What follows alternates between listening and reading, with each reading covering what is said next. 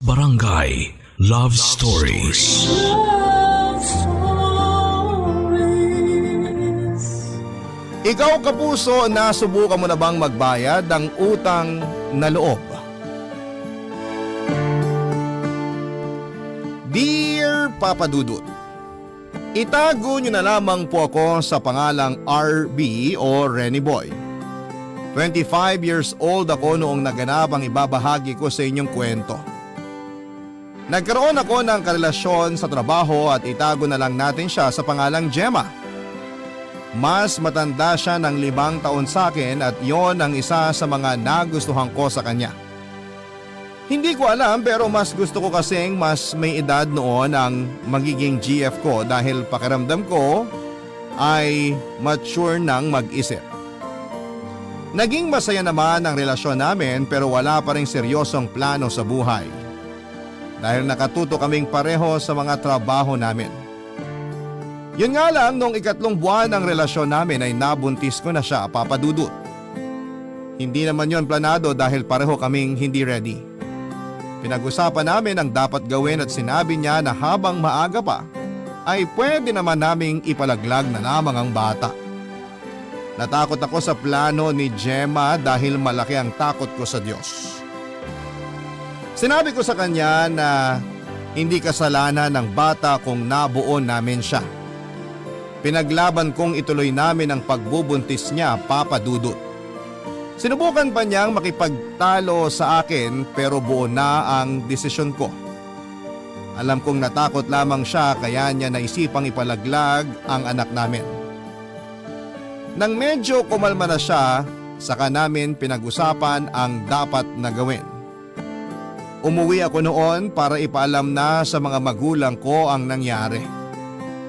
Alam ko naman noon na hindi sila matutuwa sa ibabalita ko dahil ilang beses nila akong binilinan na huwag munang mag-aasawa. Dahil kailangan ko munang pag-aralin ang bunso kong kapatid. Gusto rin nila noon na sila muna ang unahin ko bago ang ibang tao. At naiintindihan ko naman dahil sila ang pamilya ko.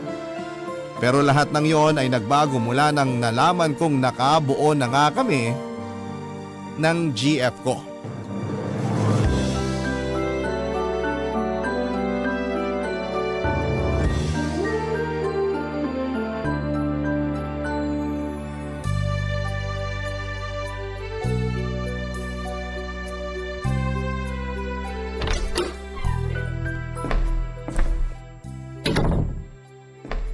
Nay! Tay! Renny Boy! Saktong uwi mo, nak! Kakatapos ko lang magluto ng spaghetti. Ibaba mo na muna yung bag mo para makakain ka na. Sino pang may birthday? Birthday agad! Hindi ba pwedeng sahod mo lang kaya ako naghanda? Memoryado nyo na talaga ang sahod ko na Hindi naman mahirap isaulo ang 10 at 25. Ako nga po minsan nakakalimutan kong sahod na pala. Makalimutan ng lahat. Wag lang ang sahod mo, anak. Naka-withdraw ka na ba? Bukas pa po. Sira yung ATM sa trabaho kaya di ako nakapag-withdraw. Sayang naman. Akala ko mababawi ko na tong ginastos ko sa spaghetti.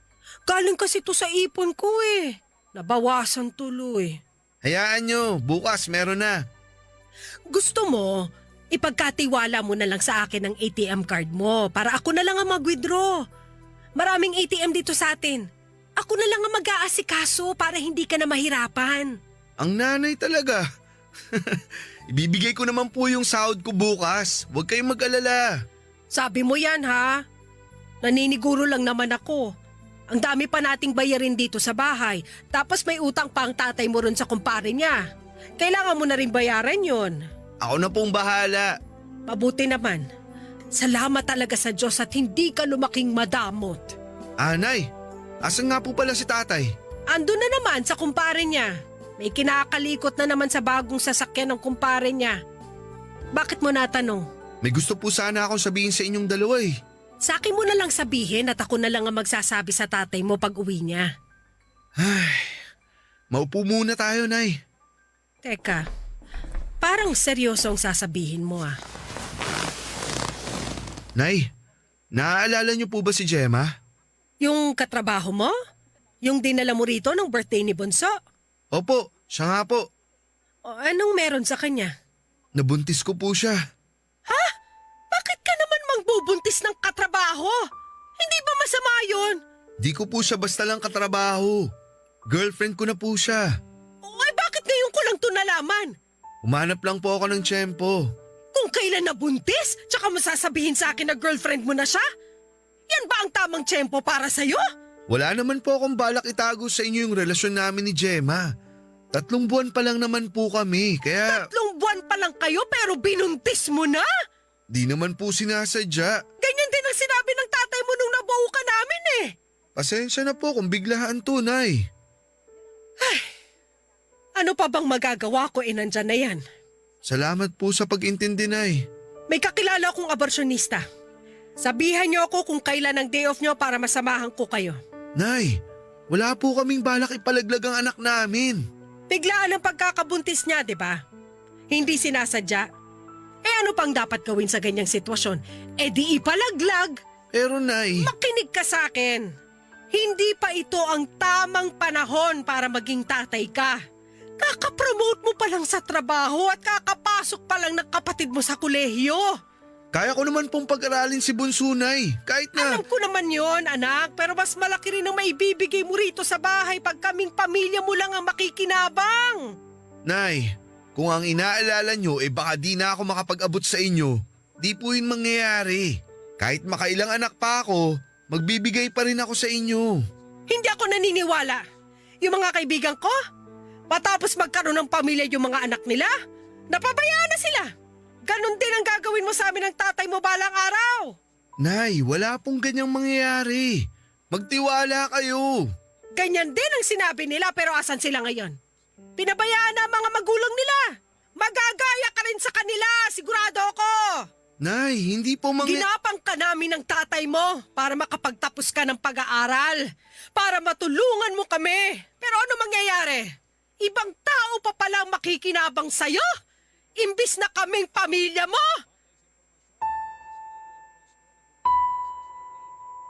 Nasaktan ako sa huling sinabi ni Nanay Papa Dudut. Pakiramdam ko isa lang akong investment noon sa kanila dahil sa mga salita niya. Pinilit ko siyang unawain dahil pakiramdam ko naman ay nabigla lamang siya sa binalita ko. Naisip kong gano'n naman ang mga tao lalo na yung may mga edad na katulad ni Nanay. Nagiging maramdamin na. Pinaliwanag ko sa kanya na hindi na siya kailangang makaramdam ng takot na hindi na ako mag-aabot dahil gagawin ko pa rin ang obligasyon ko sa kanila. Noong dumating si tatay ay pinaliwanag ko ang nangyari at naintindihan naman niya. Narinig ko pa silang nagtatalo ni Nanay sa kwarto dahil para raw kinakampihan ako ni tatay sa sitwasyon ko. Pagkatapos nilang makapag-usap ay saka naman ako binalikan ni Nanay para kausapin. Kalmado na siya noon at mukhang nakumbinsi na siya ni tatay na wag nang magalit. Sinabi ni Nanay na handa niyang tanggapin ang pagkakamali ko. Ang sinabi niya ay para hindi ako tuluyang lumayo sa kanila ni tatay ay dapat tumira kami ni Gemma sa bahay. Hindi ko yon sinangayunan kaagad dahil alam kong gusto ni Gemma na magsimula kaming dalawa sa ibang bahay. Pero namilit si Nanay at sinabing yon lang ang paraan para magtiwala siyang makapagbibigay pa rin ako. Pumayag na lamang ako para hindi na kami magtalo pa noon ni Nanay. Sinabi ko kay Gemma ang plano at naintindihan naman niya kahit nararamdaman kong meron siyang kaunting pagtatampo. Kaya naman na week after nang naging usapan namin ni Nanay ay lumipat na si Gemma sa aming bahay. Magiliw naman siyang tinanggap ng kapatid ko at ng tatay ko pero hindi ganon ang naging pagsalubong ni Nanay sa kanya. Mula nang tumira si Gemma sa bahay, lagi na lamang mainit ang ulo ni Nanay sa kanya, Papa Dudut.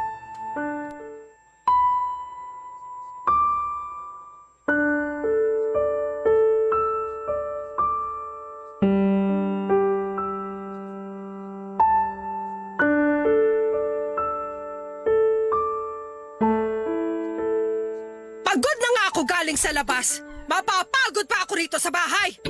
Ang dami na namang kalat. Nay, rinig po ang sigaw niyo sa labas ng bahay.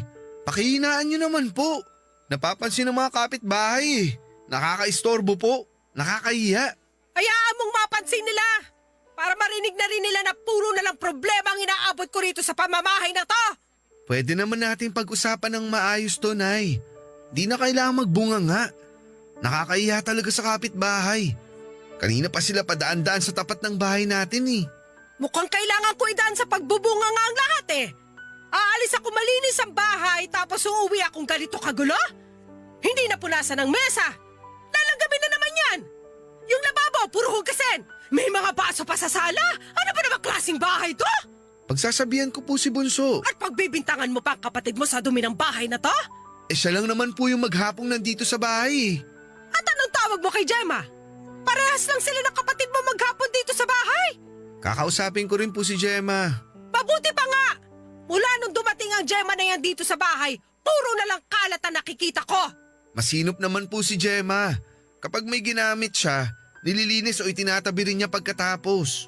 Mas marunong ka pa sa akin eh akong nandito sa bahay lagi.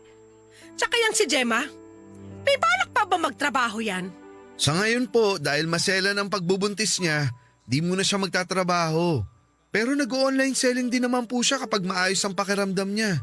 Napaka-arte naman ng asawa mo! Samantalang ako nung pinagbubuntis ko kayo ng kapatid mo, ako pa ang nag-iigib ng tubig para sa amin ng tatay mo! Mali naman po yun, Nay. Dapat di kayo nayaan ni tatay na magbuhat lalo't buntis kayo nun. Parang mali pa kami ng tatay mo ngayon, ha? Mas marunong ka na ngayon porque may trabaho ka na? Hindi naman po sa ganun, Nay. Ang sa akin lang po, wag na nga lang po natin pag-usapan kapag ganyang mainit pa ang ulo nyo. Papasok po muna ako sa kwarto para makapagbihis. Tapos tutulungan ko na kayo maglinis dito sa bahay. Mabuti pa nga!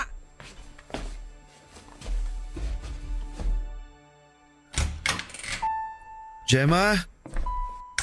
Hindi ako makalabas ng kwarto. Panay ang bunganga ng nanay mo eh. Kanina pa ako naiihi. Halika, sama na kita. Kailan ba tayo aalis dito? Alam mo naman ang sitwasyon ko, di ba? Paano naman ang sitwasyon ko? Sa tingin mo, maganda ba sa pinagbubuntis ko ang ma-stress dahil sa pagbubunganga ng nanay mo? Ayaw niya lang kasi ng maruming bahay. Ganun naman ang mga nanay. Sino ba naman kasing may gusto ng maruming bahay? Pero Rene Boy, hindi naman ako nagkakalat dito sa bahay niyo eh. Nandito lang ako sa kwarto maghapon kasi nga nahihilo ako. Kung lalabas man ako, para lang magbanyo. Dahil ayoko nga magtagal sa paligid ng nanay mo. Intindihin mo na lang si nanay. Tumatanda na eh. Hindi dahilan ng katandaan para mangbastos ng iba, no? Di ka naman binabastos ng nanay. Nagbubunga nga lang siya dahil sa kalat. Pero ako ang pinagbibintangan niya eh. Hindi ba kabastusan yun? Hindi ka naman niya pinagbibintangan. Ano bang hindi? Narinig ko usapan ninyo. Hindi mo na kailangan pagtakpan ng nanay mo. Mainit lang ang ulo ni nanay. Mula nung dumating ako dito, lagi na lang mainit ang ulo niya. Ngayon lang ako magsusumbong sa'yo kasi sobra na eh. Lagi na lang niya akong pinaparinggan. At pag nagdadala siya ng bisita rito sa bahay ninyo, ako lagi ang ginagawa nilang topic. Lagi niya ako sinisiraan sa mga bisita niya. Hindi ko naman may pagtanggol ang sarili ko dahil wala ka rito. At syempre, ayoko mas magkasamaan pa kami ng loob ng nanay mo. Hayaan mo, pagsasabihan ko si nanay. Para ano? Para mas lalo pa niya akong pag-initan. Anong gusto mong gawin ko? Umalis na tayo rito. Bumukod na tayo. Yun ang dapat na gawin mo. Ako naman ang pagbigyan mo para sa anak natin. Gemma. Ayoko umabot tayo sa ganito pero mamili ka na lang. Kaming mag-ina mo o ang nanay mo.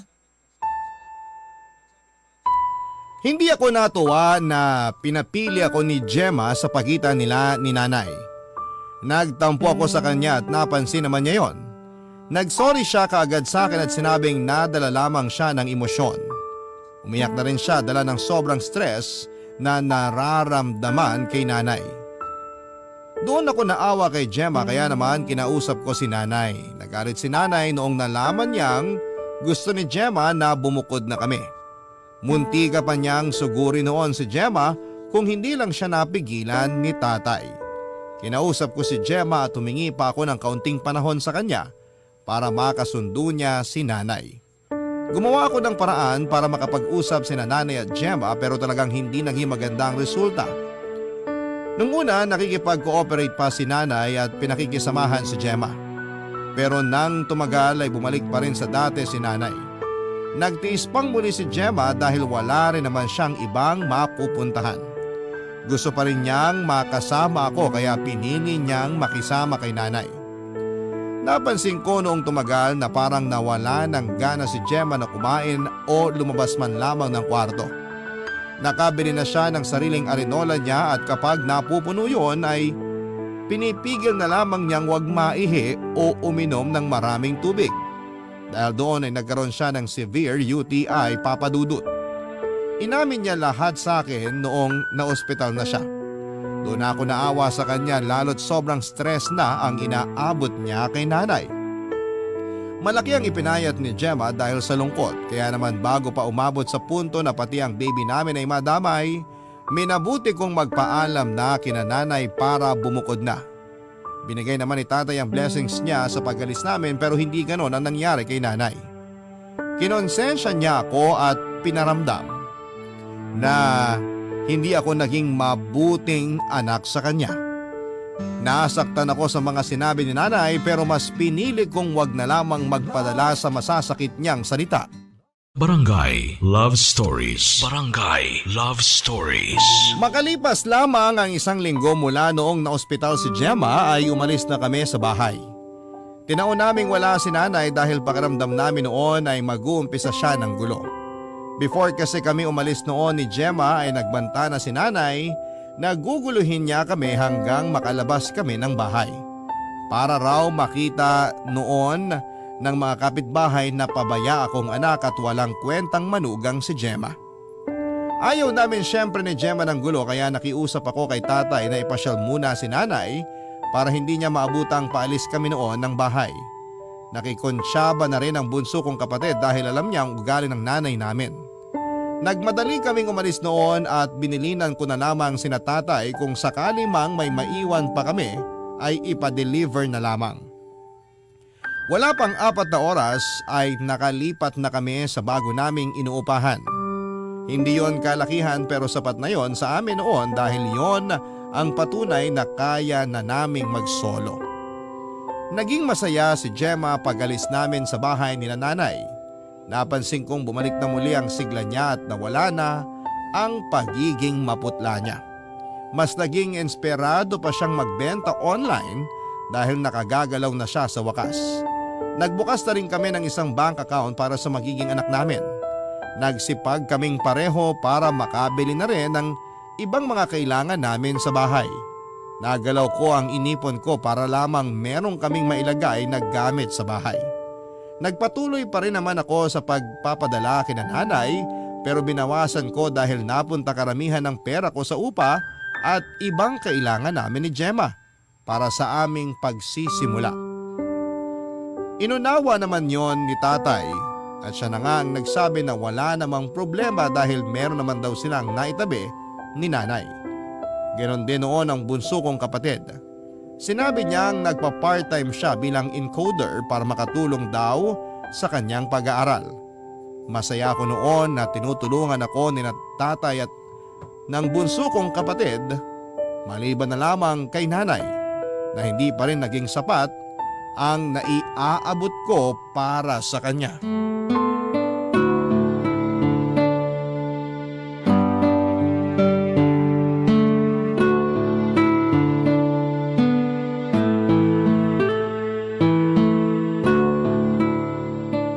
RB, bukas pala dadaan yung pinsan ko ha. Ibibigay na sa atin yung lumang microwave niya. Wow, bigay talaga? Oo, kasi bibili na raw siya ng bago. Pakisabi, salamat ha. Malaking tulong yung microwave na ibibigay niya para makapagpainit ka ng gatas mo. Napansin mo na yata na lagi ako nagpapainit ng gatas sa kalan ha. Bakit kasi di mo inumin agad para di na lumamig? Para di mo na kailangan initin ulit. Ninanamnam ko kasi yung gatas habang nagmumuni-muni. Ayun, sa sobrang tagal ng pagmumuni-muni ko, lumalamig na yung gatas ko. Pag meron na tayong microwave, kahit 8 oras ka pang magmuni-muni, okay lang. Makakatipid na rin tayo sa gas. Lalo na ikaw. Hay, naku lang talaga. Oh, bakit naman ako? Kala mo hindi ko napapansin? Lumamig lang ng konti ang ulam mo, gusto mo na kagad ipainit. Kinakabag kasi ako kapag malamig na yung pagkain ko eh. Ay, sandali lang Gemma ha. Tumatawag si nanay. Sige lang, ayusin ko lang yung mesa para makakain na tayo. Okay, sagutin ko lang to saglit. Hello, Nay? Rene Boy, asan na yung padala mo? Nay, bukas na lang po pwede. Nakalimutan ko mag-withdraw eh. Nagmadali ako makauwi kasi maaabutan na ako ng ulan. Lagi na lang nadedali ang padala mo ah. Pasensya na po. Bukas ko na po ipapadala yung 4K. Bakit 4K lang? Nakabudget na po kasi ako ngayon, Nay. At di na kami kasama sa budget mo, ganon? Kasama pa rin naman po kayo, Nay. Kailangan ko lang bawasan ng konti dahil may pinaglalaanan din po ako. Sa mag-ina ko. Sana maintindihan nyo. Hindi ko maintindihan kung bakit kailangan mong bawasan ang ipinapadala mo sa amin dito. Para lang dyan kay Gemma. Hindi lang naman po to para kay Gemma. Para rin po sa magiging apo nyo. At saka kailangan ko rin makabawi sa ginastos namin sa paglipat namin. Nag 2 months deposit at 2 months advance din kasi kami rito. Tapos bumili pa kami ng ibang gamit namin. Tsaka… Wala na akong pakialam dyan. Ang sa akin lang sana, sumunod ka pa rin sa usapan. Pumayag na nga akong umalis kayo sa bahay, di ba? Tapos ganito pa pala mangyayari. Saan kami dadalhin ng 4K na ipapadala mo, ha? Kulang yon para sa 15 days namin. Alam mo naman kung gaano kasiba kumain ng tatay mo. Hayaan nyo, Nay. Next cut-off naman malaki-laki ang makukuha ko dahil sa OT. Ibibigay ko na lang sa inyo lahat yon. Ang gusto ko, ibalik mo sa dati ang sustento mo sa amin. 6K dapat para sa 15 days. Sisikapin ko po. Pero sana ngayon maintindihan yung 4K lang talaga ang kaya ko. Bakit kasi hindi pa magtrabaho yung si Gemma? Para makatulong naman siya sa gastusin. Nung ako yung nabuntis, nagtatrabaho pa rin ako. Magkaiba po kayo ng kalagayan ni Gemma.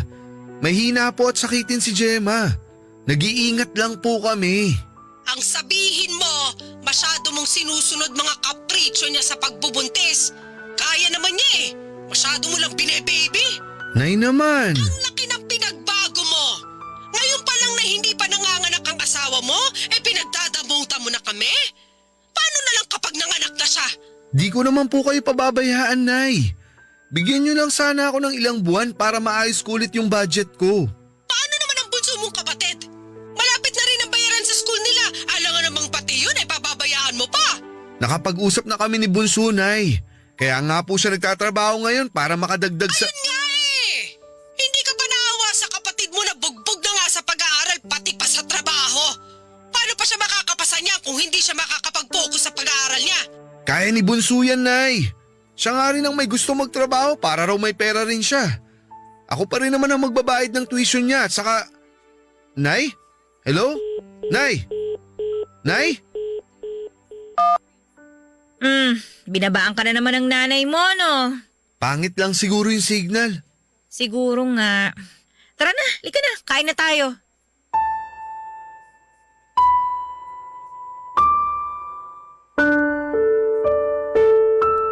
Papadudot dahil sa lakas ng boses ni nanay habang kausap ako sa phone ay narinig tuloy ni Gemma ang usapan namin.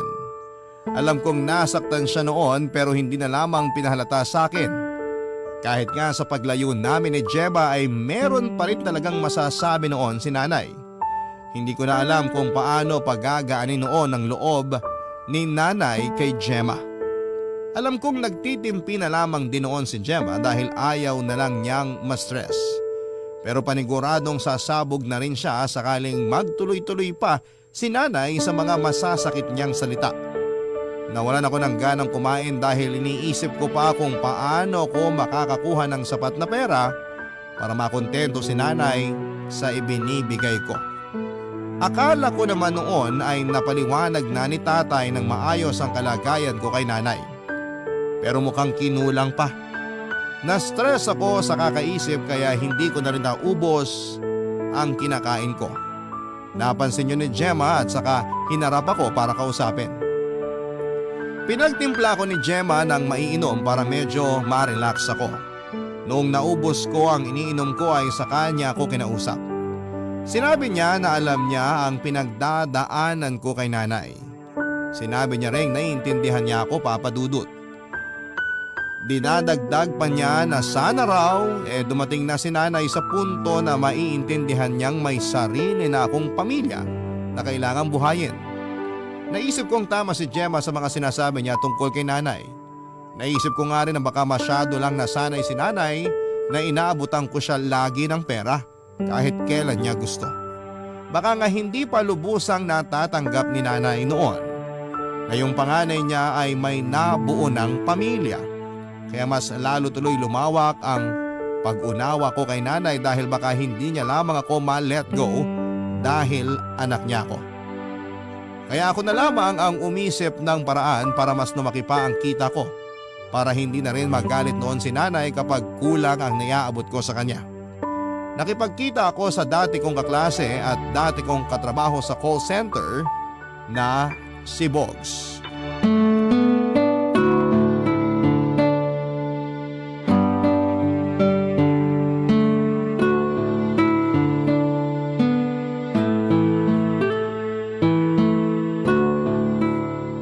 Kumusta ka na, Bogs? Mukhang asensado ka na. Hindi naman. Guminhawa lang ng konti. Anong konti? Panay kaya out of town mo. Saka panay ang picture mo sa bagong sasakyan at relo mo. Last month lang nag-tour ka sa Canada, di ba? Napansin mo pala? Ini-enjoy ko lang naman ang pinaghihirapan ko. Dapat ganun ka rin. Sa batch natin sa call center, ikaw pa naman tong pinakamasipag sa lahat. Masipag pero wala masyadong pera. Mali kasi ang pamamaraan mo ng pamumuhay eh. Ay, mali ba? Ano ba ang tama? Huwag kang masyadong malinis. Ha? Madumi kaya ako sa sarili. Minsan nga inuulit ko polo shirt ko kahit nagamit ko na eh. Uy, hindi yun ang ibig kong sabihin. Hindi ba yun? Ano ba kasi? Gusto mo bang kumita ng pera tulad ko? Yun nga rin ang habol ko kaya ako nakipagkita sa'yo eh. Dumihan lang natin ng konti ang lahat ah. Ha? Anong dumihan? Hindi kita maintindihan. Atin lang to ah. Kahit di mo patusin tong offer ko, huwag ka magkakamaling ipagsabi sa iba. Okay? Oo naman. Scammer ako. Seryoso ba? Bakit sa tingin mo ma-afford kong bumili ng sasakyan? Branded na sapatos, branded na relo. Bakit ako weekly nakakapag out of town at once every 2 months nakakapunta ako sa ibang bansa? Teka, magbebenta ba ako ng drugs? Kung drugs yan, pasa ko ha. Tanga, hindi. Scam nga to. Paano bang scam? Di ba delikado yan? May scam bang safe? Nasa iyo na lang kung paano ka mag-iingat. Mula nung natanggal ako sa call center, ito na ang pinasok kong trabaho. Triple ang pasok ng pera, maniwala ka. Ano bang gagawin? Nung nirecruit ako ang naging siste, magpanggap daw ako na empleyado ng mga bangko. Bale ganun din ang gagawin mo kung sakali. O tapos? Meron kaming maliit na kondo na nirentahan. Doon nagaganap ang mga transaksyon. Nakukulangan pa ako sa mga sinasabi mo eh. Paka-explain pang maigi. Natatakot kasi ako kasi baka mamaya isumbong mo ako sa mga pulis. Hindi ako magsusumbong. Kailangan ko rin talagang kumita ng extra ngayon kasi nakabuntis ako. Tapos kailangan ko pa rin ituloy ang sustento sa magulang at kapatid ko. Eh di mas lalong dapat kang pumasok sa trabaho ko. Magtiwala ka sa akin. Di ko to ipagsasabi sa iba. Ano bang gagawin kung sakali? May nagpapasa sa amin na iba't ibang bank details ng iba't ibang tao. Tapos tatawagan namin sila. Kailangan lang namin malaman ang totoong pangalan, address at birthday ng may-ari ng bank account na yon. Tapos magpapanggap kami ng agent ng bangko na kesyo may mga reward na kailangan convert to cash dahil malapit na mag-expire. At ito ang pinaka-importante. Kailangan lang namin i-record yung pagbanggit nila ng account number at birthday nila para matransfer na namin yung pera nila sa amin.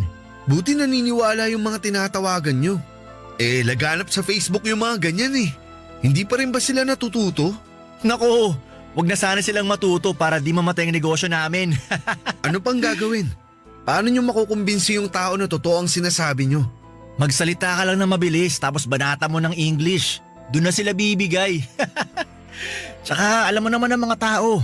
Matutuwa ang mga yan kapag nalaman nilang makakakuha sila ng pera o reward. Babanggitin mo pa lang sa kanila na may reward sila matatanggap. Susunod na agad sila sa ipagagawa mo. Lalo na yung mga matatanda na o yung mga bagong gising. Sila talaga madalas namin mabiktima. Kaya yun ang ginagawa nyo? Oo! At yun na rin ang gagawin mo. Parang di ko ata kaya. Ganyan din ako sa simula. Madali lang to, promise. Ay, sige, go pa rin ako. Basta walang sabit dito ha. Maniwala ka pare. Walang kasabit-sabit to. Natakot man pero kinagad ko pa rin ang proposal ni Bogs sa akin, Papa Dudut.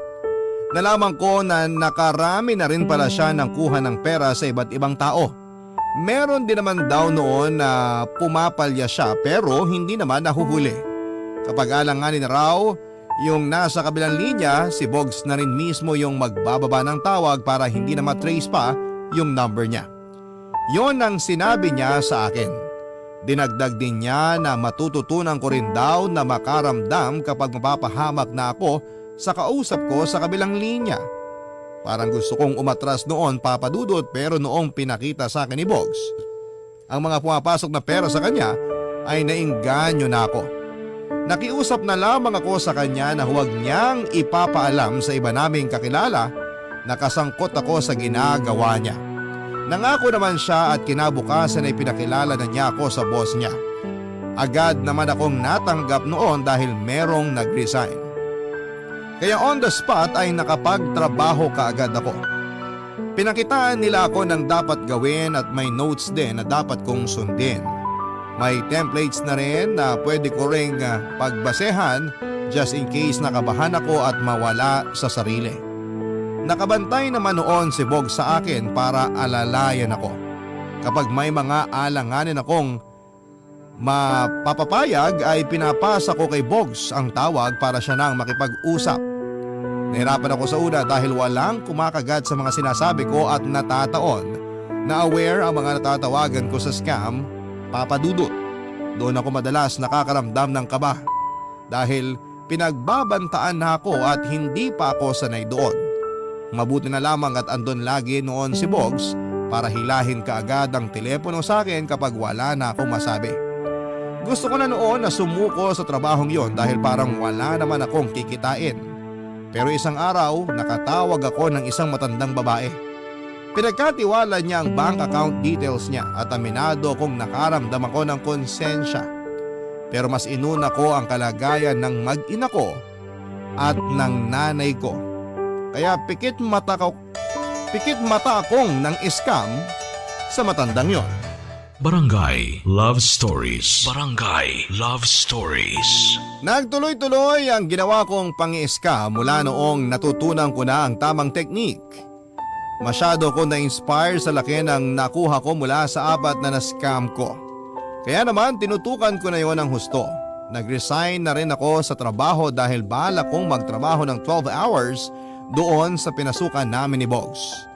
Hindi ko naman pinaalam kay Gemma o kahit kinananay na umalis na ako noon sa dati kong trabaho dahil paniguradong marami silang itatanong. Mabuti na nga lang at hindi na nagtanong pa si Gemma sa mga katrabaho ko noon kung kumusta na ba ako dahil tiyak na mapipilitan akong aminin sa kanya ang katotohanan. Nagsabi na lamang ako kay Gemma na madalas akong mag-OT. Masyado akong nag-iingat noon, Papa Dudut, kaya hanggat maaari ay hindi ko nakakausap si Bogs kung wala naman kami sa condo slash opisina namin. Naibalik ko na rin sa dati ang sustento ko kina nanay.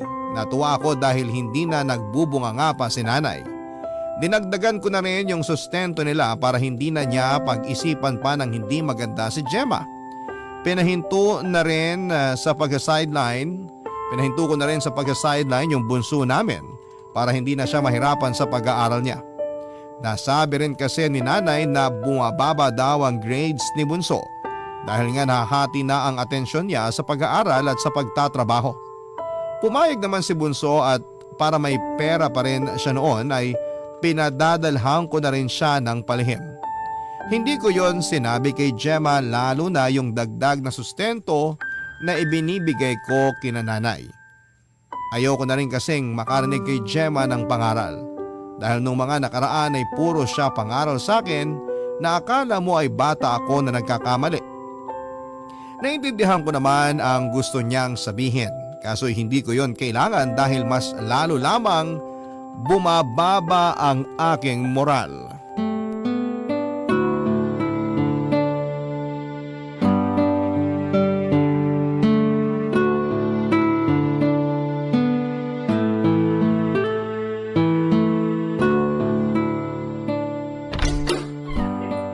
Gemma, nakauwi na ako. Kumain ka na? Kumain na, pero kung gusto mo, pwede naman akong kumain ulit. Tapos na rin akong kumain. Nakapag-vitamins ka na ba? Kanina pa. Gusto mo matulog na tayo? Pwede bang mag-usap muna tayo? Papangaralan mo ba ako ulit? Kung oo, baka pwedeng sa day off ko na lang. Pagod kasi ako eh. Pumunta rito ang nanay mo kanina. Oh, inaway ka na naman ba? Hindi nga eh. O bakit parang disappointed ka pa? Parang mas gusto mong inaaway ka niya. Hindi yun eh. O sige na nga, pag-usapan na lang natin kung ano yung bumabagabag sa'yo. Dali na. Masaya ang nanay mo kanina. Binalita niya sa akin na marami ka na raw binibigay sa kanyang pera.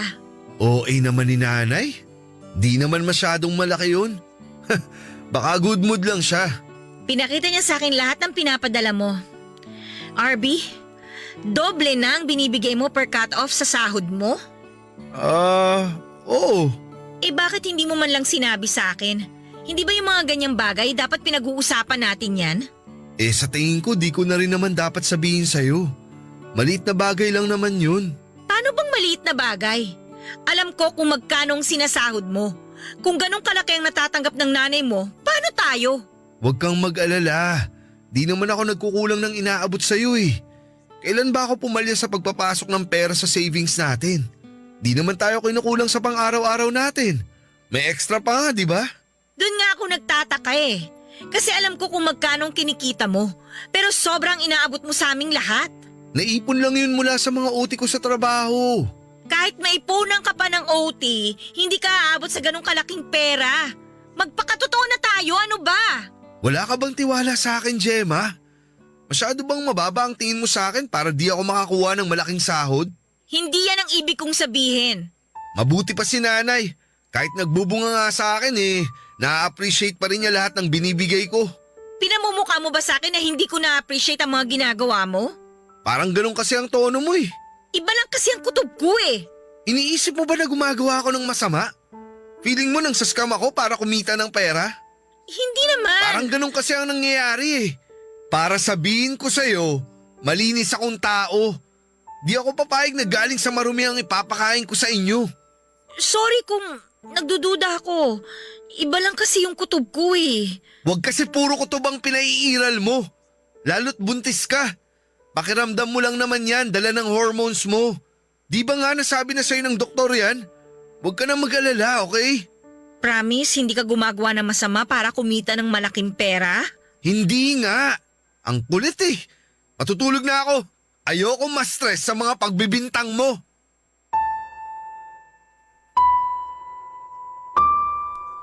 Papadudot, inunahan ko ng magalit si Gemma bago pa tumindi ang kanyang paghihinala. Sinisi ko naman ang sarili ko dahil sumobra nga ako sa pagbibigay ng pera na hindi ko man lang naisip na kaduda-duda na ang laki ng ibinibigay ko. Kaya nakaisip pa ako ng idadahilan kay Gemma, Papadudot. Sinabi ko na meron pa akong isang pinagkakakitaan pero hindi naman siya naniwala.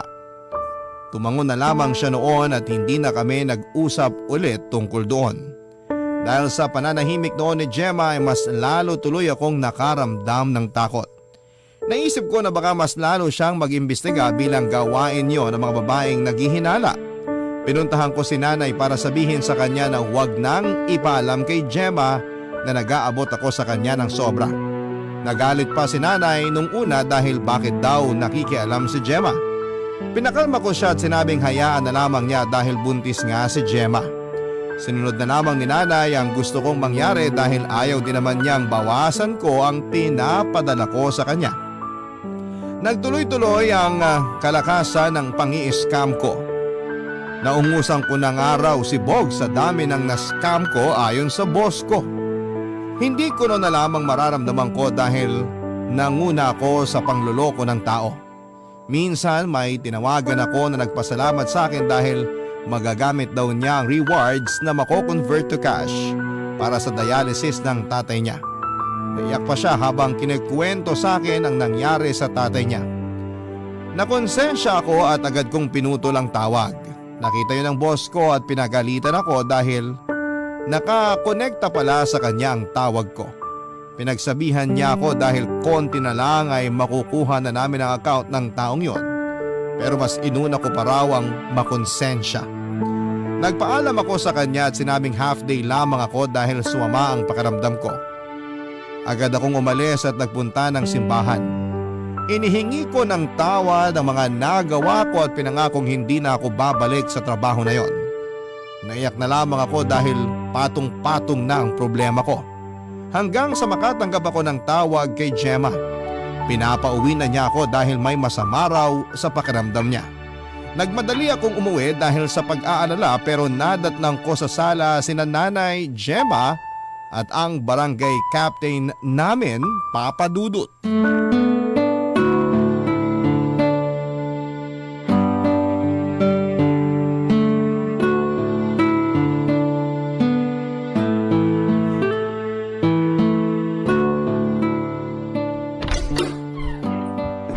Nay, ano to? Nak, mabuti dumating ka na. Maupo ka muna. Ba't po kayo nandito, Kap? Sinadya talaga kita rito, Rene Boy. Nalaman na namin ang ginagawa mo. Uy, Gemma, anong mayroon? May lumapit sa akin na nakakilala ko. Diretsahin mo na nga ako, Gemma. Huwag mong sigawan ang asawa mo. Ikaw na nga may atraso. Ikaw pa may ganang manigaw. Hindi ko nga alam, Kap, kung anong atraso ko eh. Parang pinagbibintangan niyo ako na may ginawa akong masama. Hindi to bintang lang. Yung asawa ng kakilala ko, nahuli dahil nangi-scam sa mga bank account ng kung sino-sino. Sinasabi mo bang nang sa-scam ako? Hindi ko lang basta sinasabi to kasi totoo ang sinasabi nila. Nahuli na yung asawa ng kakilala ko at kasali ka sa listahan ng iba pang huhulihin. Kaya ako pumunta rito dahil kinausap ako ng nanay mo para matulungan ka. Nay, pati ba naman kayo ilalaglag niyo ako? Kapakanan mo lang ang iniisip ko. Kapakanan ko o kapakanan nyo? Lahat naman kayo di nyo naiisip kung anong pakiramdam ko eh. Lahat kayo puro pera lang ang habol nyo sa akin. Pag di ako nakapag-abot, matik masama na ako sa inyo. Kapag may inaabot naman ako, pinag-iisipan nyo pa rin ako ng masama. Pwede ka naman magkapera, pero sana hindi sa masamang paraan. Alam mo bang pwede na kita ipahuli anumang oras?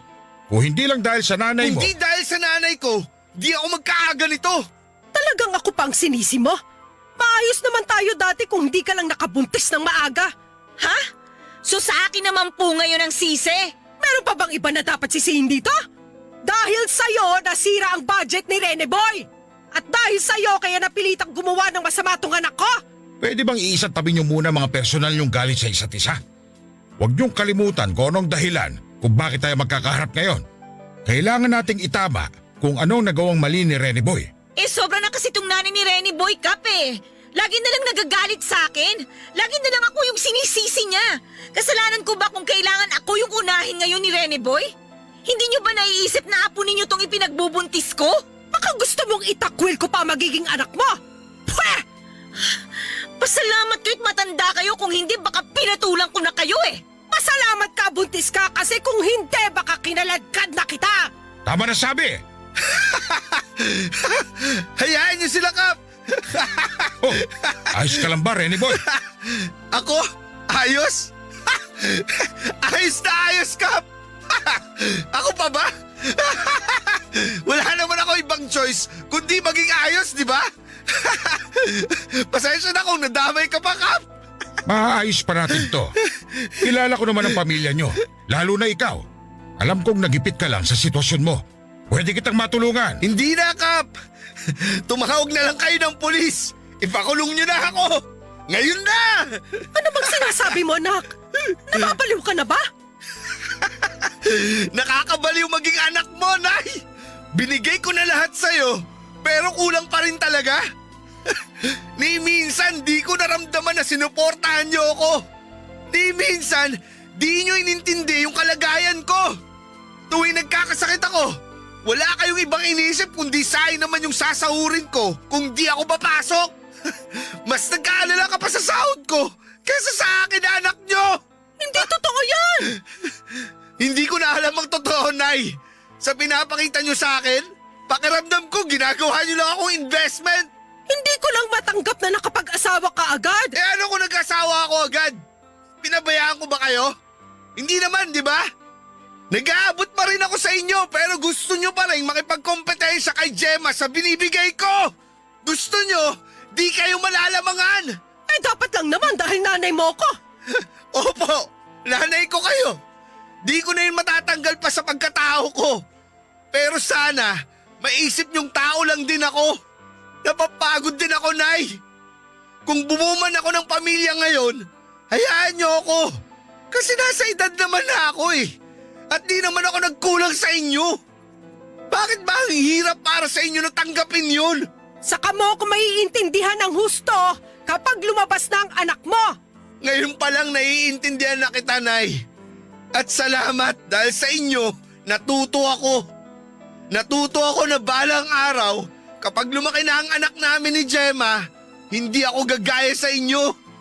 Hahayaan ko ang anak ko mag-enjoy sa perang pinaghihirapan niya. Hindi ako hihingi. Hindi ako magdedemand. Susuportahan ko sa lahat ng bagay na gusto niya. Hindi ako gagaya sa inyo na puro pera lang ang mahalaga.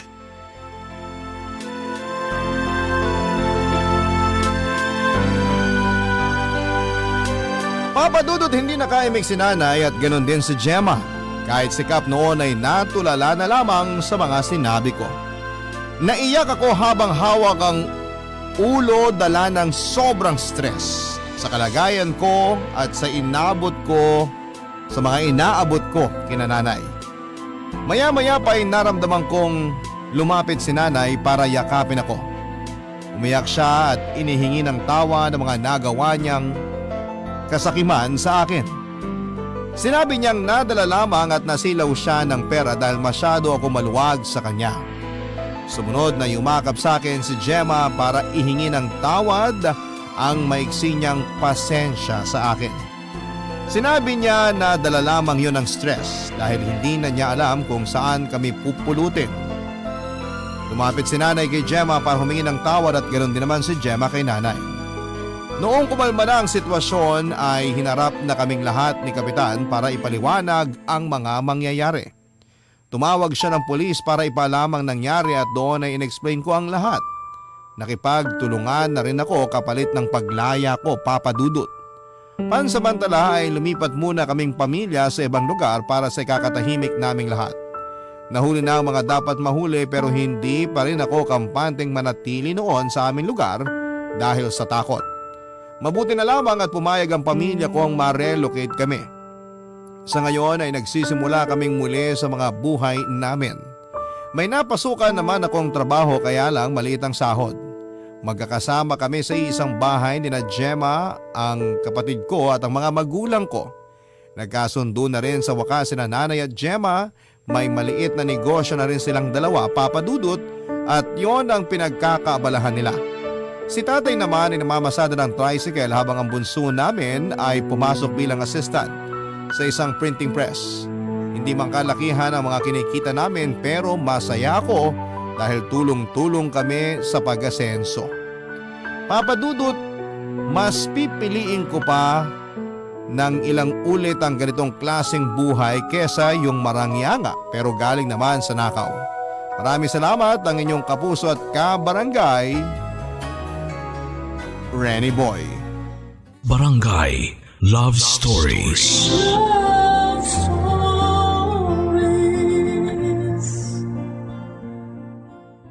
Barangay LS 97.1. 97.1.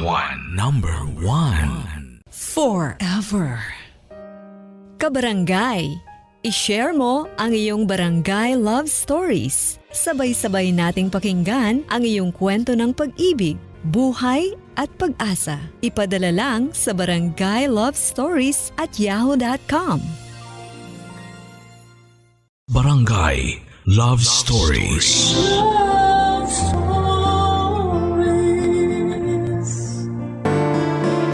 Ang pag-ibig daw ay hindi nasusukat o nakikita sa edad ng tao. Dahil hindi natin masasabi kung kailan darating ang tamang panahon na magpaparamdam sa atin na oras na para tayo naman ay maging masaya. Ikaw kabarangay, hanggang kailan ka maghahanap ng tunay na pag-ibig para sa iyong sarili? Dear Papa Dudut, Alam ko na kapag napakinggan ng masusugid mong tagapakinig ang aking kwento ay agad nila akong huhusgahan. At sasabihing matanda na ako pero hindi pa ako manahimik na lamang gaya ng sinasabi ng mga anak ko. May 4 na kasi akong anak sa 3 kong naging asawa. 2 naging anak ko sa una, 1 sa pangalawa na asawa at 1 rin sa pinakahuli. Sa ngayon ay biyudo na uli ako, Papa Dudut. Itago niyo na lamang po ako sa pangalang Domeng. 63 years old na ako sa ngayon at tubong barangay San Antonio, San Pedro, Laguna. Malalaki na ang mga anak ko at may kanya-kanya ng pamilya. May 1 na lamang ako sa bahay namin dahil malayo na ang mga anak ko. Ang 3 ay namalagi na sa ibang bansa. At ang bunso ko naman bagamat nasa Pilipinas ay may pamilya na rin at maayos naman ang buhay sa awa ng Diyos. Madalas siyang dumadalaw sa akin dahil taga-barangay Nara lamang naman sila ng pamilya niya sa Laguna. At dahil sabi ng mga anak ko ay may edad na ako ay minungkahi nilang ikuha ako ng isang kasama sa bahay. Si Auring. Anak siya ng kapatid ko na taga San Rafael, Bulacan. Mabait na bata si Auring kaya pinag-aral ko siya. Itinuring ko siyang parang tunay na anak dahil tunay ko rin naman siyang kadugo. Wala akong naging problema sa kanya at mas inaalala pa niya ako kesa sa mga tunay kong anak. Papa Dudut, regular na nagpapadala sa akin ang mga anak ko na nasa ibang bansa. Hindi man kalakihan ng bigay ng bawat isa ay pare-pareho naman ang halaga ng ibinibigay nila. Kaya kapag pinagsama-sama ay malaki na rin at sapat na para sa amin ni Auring. Kumikita rin naman ako sa maliit kong tindahan na siya ko na ring libangan, Papa Dudut. Sarili na namin ang bahay at lupang tinitirhan ko. Naipundar namin ang una kong asawa noong nabubuhay pa siya. Ang iba pa naming lupain ay namana naman ang aking anak sa yumao nilang ina kaya hindi namin problema ang matitirhan. Maayos ang samahan namin ng mga anak ko, Papa Dudut. Nagkaproblema lamang kami nang dumating sa buhay ko si Sabrina noong 2017. Dalaga at mahigit kalahati ng edad ko. 25 siya habang ako naman ay 58 na noon. Di kalayuan ang bahay namin sa kanila at nasubaybayan niya ang buhay ko mula noong mabiyudo ako sa una hanggang sa 3 at huling asawa ko, Papa Dudut.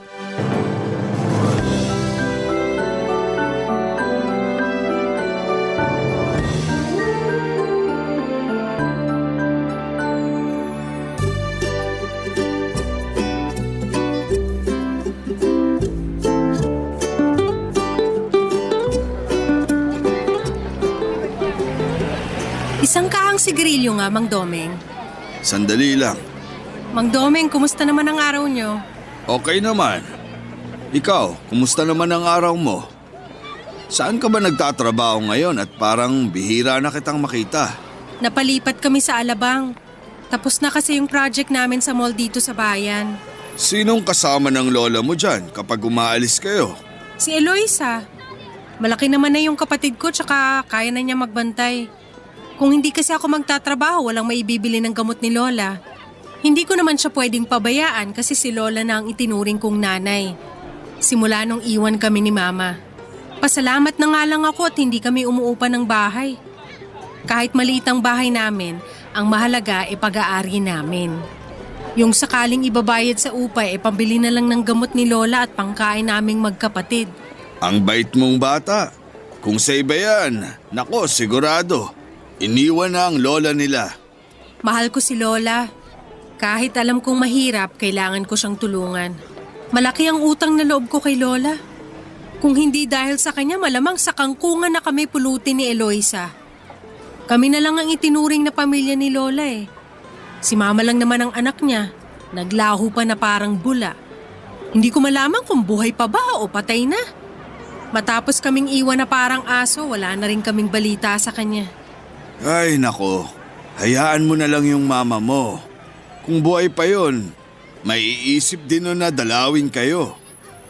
Wala namang magulang na natitiis ang anak, kaya hayaan mo na lang. May awa ang Diyos at babalik yun kung buhay pa. Okay lang, kahit hindi na siya bumalik. Nasanay na rin naman kami ni Eloisa na wala siya eh. Okay na sa akin na kasama ko sina Eloisa at Lola. Sa bagay, ang mahalaga, maayos naman kayo. Kayo ba, Mang Doming? Wala na ba kayong balak mag-asawa uli? Bakit mo naman naitanong? Wala lang. Mag-isa ka na lang din kasi dito sa inyo. May mga asawa na ang mga anak mo. Di naman ako mag-isa dito. Kasama ko naman si Auring. Tsaka hindi ko alam kung mag-aasawa pa ako. Hindi ko naman isinasara ang puso ko kahit na may edad na ako. Isa pa, gusto ko rin naman na may kasama ako hanggang sa pagtanda ko. Pwede ba akong mag-apply? Sira, hindi ka ba natatakot sa akin? Natatakot saan? Bakit naman ako matatakot? Hindi ba usap-usapan ng mga tao dito? Kung gusto daw mamatay ng maaga, ako ang asawahin. Kasi 3 beses na akong namatayan ng asawa. Ba't naman ako matatakot? Ang tao kung mamamatay, mamamatay yan. Kahit nga tulog na mamatay eh. Nagiging dahilan lang yun ng mga taong walang magawa sa buhay. Ilang taon ka na ba? 25. Nako, halos kaedad ka lang ng bunso kong anak. 23 lang si Melvin ko. Baka pagtawanan ka lang ng mga tao kapag naging girlfriend kita. Ano namang masama dun? Wala naman sa edad yan, di ba? May mga artista nga at singer na halos kaedad na ng apo nila mga jowa nila pero nagmamahalan sila. Hindi naman tayo artista eh. Ordinaryong tao lang tayo. Kahit na, tao pa rin yung mga yon kahit hindi sila ordinaryo. Tsaka wala namang batas na nagsasabi na bawal umibig ang matanda sa mga mas bata eh. Hindi naman tayo papatay ng tao. Kaya tingin ko hindi naman krimen kung magiging tayo. Alam mo, nakakatuwa ang mga katwiran mo. Nakita mo naman ang buhay ko mula nung magkaisip ka, hindi ba? Oo, at nakita ko rin natutol ang mga anak mo tuwing gusto mo mag-asawa ulit mula nung mamatay yung unang misis mo. Kaya nga noon pa nag-aalangan na akong lumapit sa'yo eh. Kasi hamak na promo girl lang ako. Sigurado aalipustahin lang ako ng mga anak mo. Kaya nga, sa mga anak ko pa lang, baka sumuko ka na sa sasabihin nila. At saka matanda na ako. Siguradong puputaktiin na tayo ng chismis. Eh kung nagmamahala naman tayo, bakit natin sila pakikinggan? Hindi naman mahalaga ang sasabihin ng ibang tao. Ano, payag ka na ba maging girlfriend ako? Ang bilis mo naman. Matagal na akong may gusto sa'yo, Mang Domeng. Kahit kasi may edad ka na, makisig pa rin ang tindig mo. Mukhang may ibubuga ka pa eh. Tsaka kung mahal mo rin ako, bakit pa natin patatagalin, di ba? Kung yung mga anak mo naman ang kinatatakot mo, kaya na siguro nating ipaliwanag sa kanila ang magiging relasyon natin. Sa una lang naman magagalit yung mga yun. Ang mahalaga, mapatunayan natin sa kanila na seryoso tayo. Handa ka na bang mamatay? Anong klaseng tanong yan? Biyuduhin kasi ako. Kaya natatakot ako na baka kapag napangasawa kita, mamatay ka rin gaya ng mga nauna. Hindi yan. Huwag mong isipin yung mga ganyan. Ang mahalaga, andyan ka lang para sa akin at nandito ako para sa'yo. Sigurado ka? Oo nga. Sigurado pa sa pagsikat ng araw tuwing umaga. Ano, tayo na ba? Jowa na ba kita? Hindi ba parang ang bilis? Kanina lang bumibili ka ng sigarilyo. Tapos ngayon magiging magsyota na tayo. Hindi naman na natin kailangan patagalin eh. Ano, payag ka na ba? Kasi paano ang mga anak ko? Saka na lang natin sasabihin sa kanila. Isikreto na muna natin para hindi sila mabigla. Okay lang ba sa'yo yun? Sige na nga. Ayan! O sige, mauna na ako. Babalik na lang ako mamaya. Aasikasuhin ko lang si Lola. Kunin ko pala number mo. Text kita pagdating ko sa bahay. Okay, sige. Kukuha ako ng papel. Isusulat ko ron. Naging girlfriend ko si Sabrina ng ganun lang kadali, Papa Dudut. Hindi ko alam pero siguro nga ay may taglay pa akong kakisigan gaya ng sabi ng iba. O dahil nagandahan ako ng husto kay Sabrina kaya napapayag ako at napa-oo na makipagrelasyon sa kanya. Sa totoo lang, Papa Dudut, ay hindi ko na pinagaksayahan ng oras na himayin pa ang mga pangyayari kung bakit doon lahat nauwi ng ganon kadali. Basta nakaramdam ako ng saya at yon ang mahalaga. Nagsimulang pumutok ang usap-usapan tungkol sa aming dalawa ni Sabrina sa aming lugar. Hindi ko nga maintindihan kung paanong kumalat sa barangay namin yon, sinekreto naman namin ni Sabrina ang tungkol sa aming relasyon. Biglang ang dami ko na lang narinig na chismis tungkol sa akin. Na kesyo hindi na raw ako naawa sa bata. Alam ko na ngang malas ako sa pag-aasawa ay dinamay ko pa si Sabrina. At si Sabrina naman sa matandang amoy lupa pa kumirengking, hindi na siya nahiya sa lola niya. Pero papadudot ako ang tipo ng lalaki na hindi sanay ng walang kasama sa buhay. Nasanay na ako na may asawang inaalagaan. Nasanay na ako na may asawang andyan para sa akin at kaagapay ko. Alam kong hindi madali lalo na at nalaman ng aking anak na bunso ang tungkol sa tinatago muna naming relasyon ni Sabrina.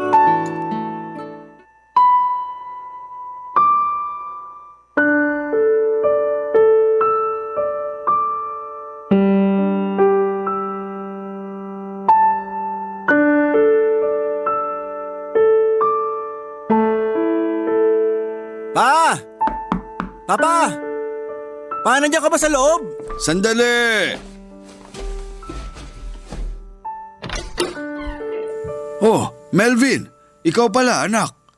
Kasama mo ba ang mga apo ko? Hindi ko sila sinama. At talagang hindi ko sila isinama dahil may gusto lang akong itanong sa inyo. Ano naman yun? Ano tong nababalitaan ko na may girlfriend ka na naman daw na promo girl at halos kaedad ko lang? Totoo ba yun, pa? Sino namang nagbalita sa'yo niyan? Hindi na mahalaga kung sino nagbalita sa akin. Ano ka ba naman, pa? Bakit nakipagrelasyon ka na naman at sa bata pa? Hindi ka ba nahihiya? Pwede ba, Melvin? Huwag kang magtaas ng boses dyan sa labas. Pumasok ka nga muna rito sa loob ng bahay. Mamaya may makarinig pa sa'yo. Nakakahiya. Nahihiya kayong marinig ng ibang taong sasabihin ko, samantalang hindi kayo nahihiya sa pinaggagawa nyo. Sinabing pumasok ka na dito sa loob. Pa, hindi na nakakatuwa mga pinaggagawa nyo.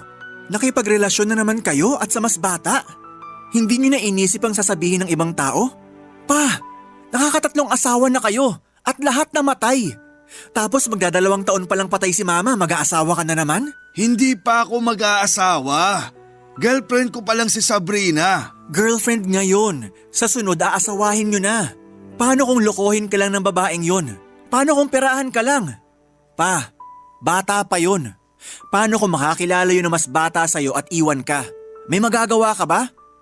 Papa naman parang di ka nag-iisip. Ano bang masama kung mag-girlfriend ako? Anong masama? Wala. Walang masama. Pero pa, nakakahiya. Ang tanda-tanda nyo na. Hindi ka ba nahihiya? Anong sasabihin ng tao? Na hindi ka kontento? At hindi ka mabubuhay ng walang babae? Wala akong pakialam sa sasabihin ng iba. Wala kayong pakialam sa sasabihin ng iba pero kami meron. Kami ang nahihiya sa ginagawa nyo. Melvin, sumusobra ka na ha? Hindi na maganda yung lumalabas sa bunganga mo. Kung nahihiya ka sa ginagawa ko, edi manahimik ka na lang.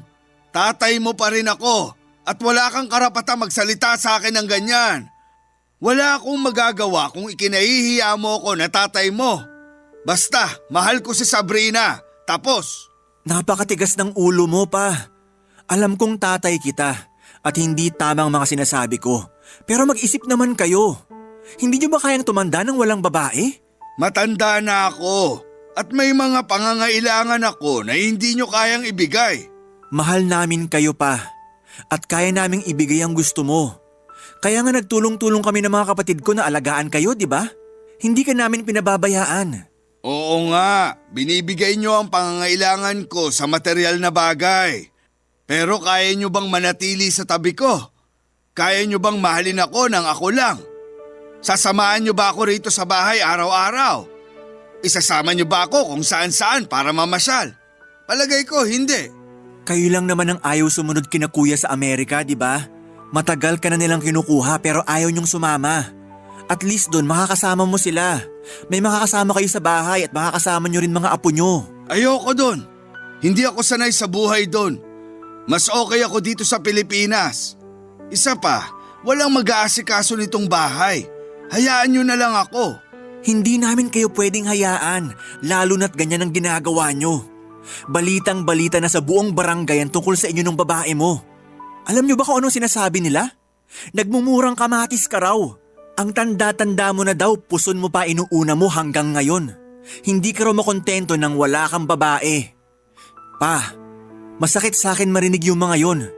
Kaya pwede ba, tigilan nyo na yung babaeng yun? Masakit sa'yo o ikinahihiya mo ako? Sige, aaminin ko na. Ikinakahiya kong ginagawa nyo. At nahihiya ako na naging anak mo ko. Eh di umalis ka na dito.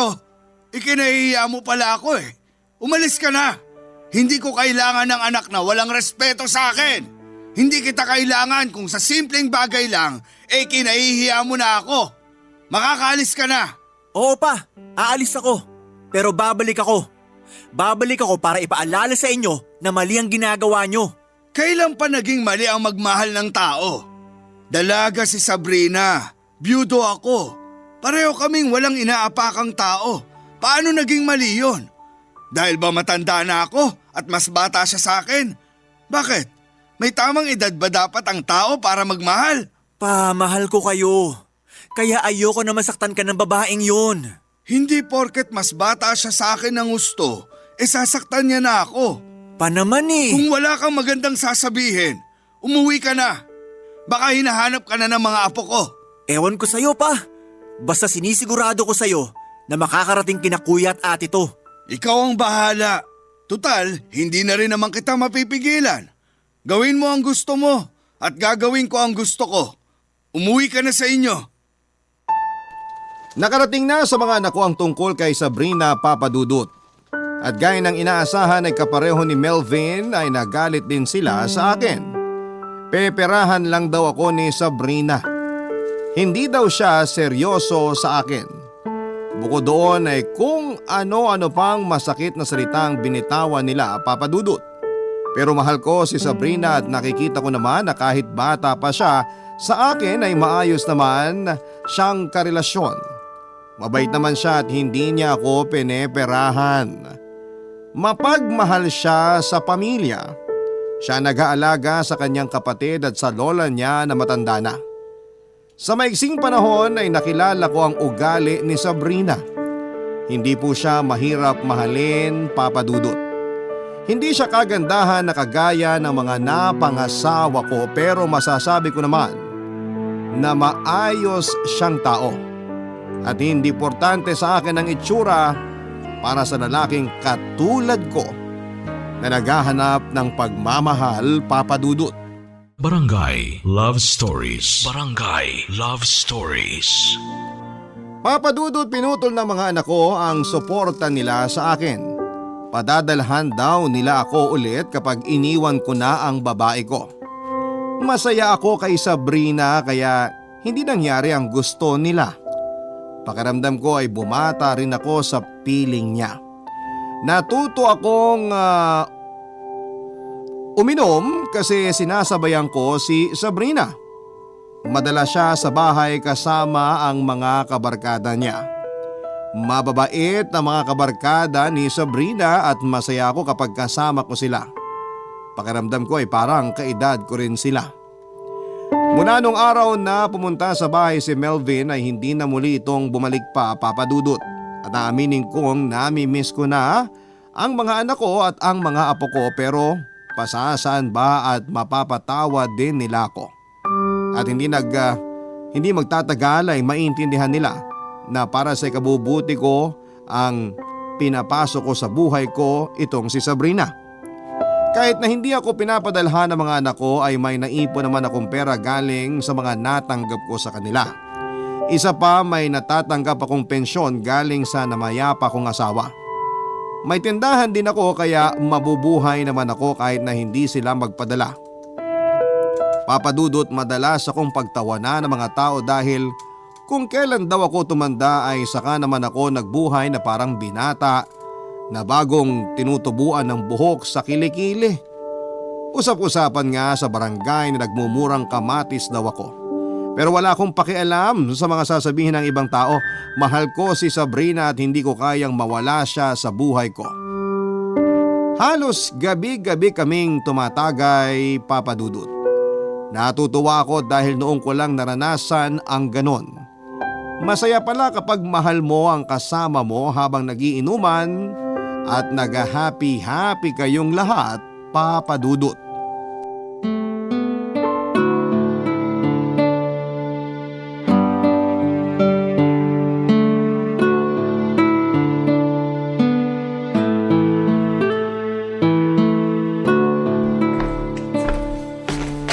Mahal, wala na tayong alak. Bili pa tayo. Mabibitin mga barkada ko eh. Okay, mahal. Sige, pabili ka na lang din ng pulutan natin kay Auring. Salamat, mahal. Kuha ka na lang ng 2,000 sa wallet ko. Nice! Yan ang gusto ko sa'yo, mahal. Mabilis kang kausap. Basta masaya ka, mahal. Yun ang mahalaga. Thank you, mahal. Ay, mahal. Bukas nga pala may lakad kami ng barkada. Baka naman pwede akong humingi ng budget. Saan bang punta nyo? Sa Pasay. May pupuntahan lang kaming kakilala.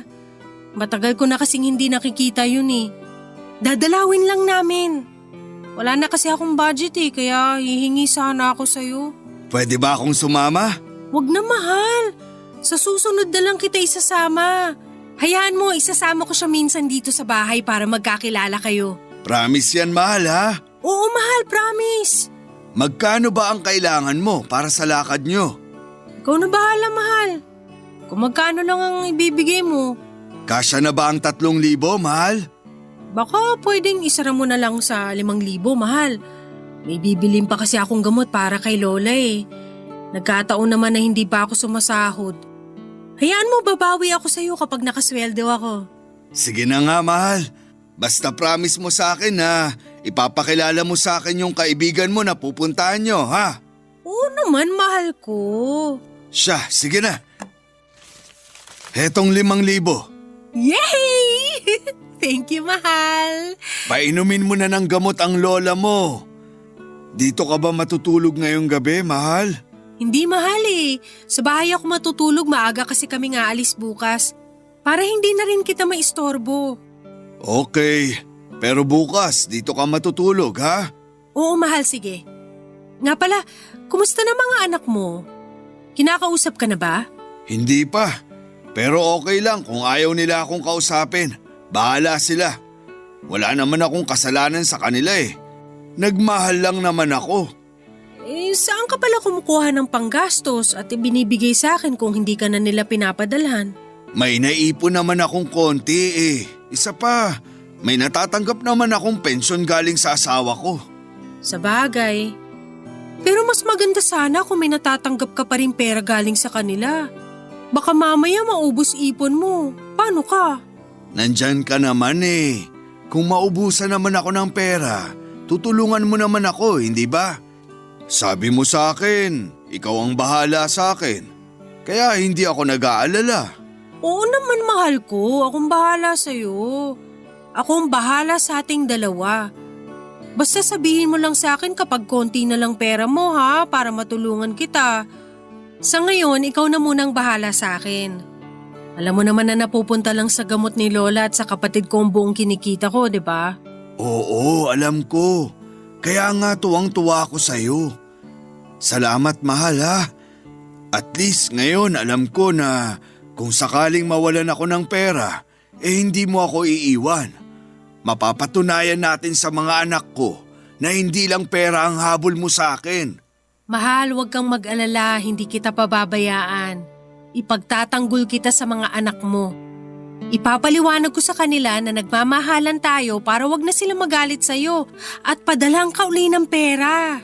Alam mo, mahal, kahit naman walang pera yung kausapin lang nila ako. Malaking bagay na sa akin yun. Hayaan mo na lang muna sila, mahal. Ang mahalaga ngayon yung tayong dalawa. Siya nga pala, mahal, pagkagaling ko sa Pasay, baka matagalan bago ako mapunta ulit dito, ha? Kasi isinasama raw ako ng manager namin sa isang mall sa Batangas. May event daw siya doon. Sayang din kasi kung di ko papatusin. Ganun ba? Sige, mahal. Basta lagi mo lang akong tatawagan, ha? Oo naman, mahal. Ikaw pa ba ang hindi ko tatawagan? Mahal, ikaw na lang muna bahala kay Lola at sa kapatid ko, ha? Pakisilip na lang sila habang wala ako.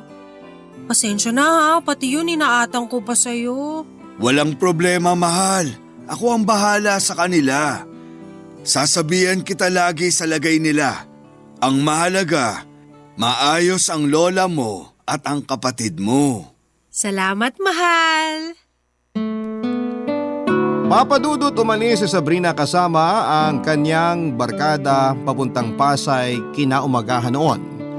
Mahigit 1 linggo kaming hindi nakita at miss na miss ko na siya. Alam kong pinagtatawanan ako ng mga kapitbahay ko dahil sa pinaggagawa ko. Ako kasi ang nag-aalaga sa lola at kapatid niya at madalas akong nasa kanila at dinadalhan sila ng pagkain. Sa loob ng mahigit 1 linggong yon ay dinadalhan ko ang lola at kapatid ni Sabrina ng almusal, tanghalian at gabihan. Madalas may soft drinks, tinapay at chichirya pa tuwing hapon pang merienda nila galing sa tindahan. Kung ano-anong mga pangahamak ang narinig ko sa mga kapitbahay ko pero hindi ko na lamang pinapansin dahil ang katwiran ko ay hindi naman sila nagpapakain sa akin. Inggit lamang sila dahil kahit na sa edad ko ay nakahana pa rin ako ng pag-ibig na totoo. Kahit matanda na ako ay nahulog pa rin sa akin si Sabrina at nagmamahalan kaming dalawa. Pero masakit pala kapag sa halip na maging maayos ang lahat. At alam mo namang ginawa mo ang lahat ay iiwan ka rin pala. Papa Dudut.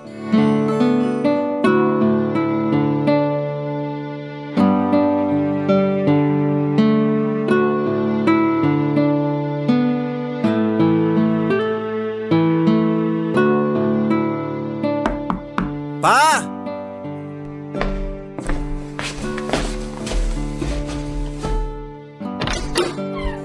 Oh, anak, napasyal ka. Halika, pasok ka. Pa, mag-usap tayo. Anak, kung ang pag-uusapan natin ay tungkol kay Sabrina, tama na. Hayaan mo naman ako maging masaya. Pa, hindi ako tututol na mag-asawa kayo ulit. Pero dahil si Sabrina ang pinili mo makasama, di ko hahayaan na maisahan ka.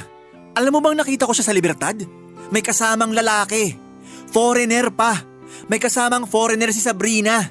Anak naman, hindi mo kailangang siraan sa akin yung tao.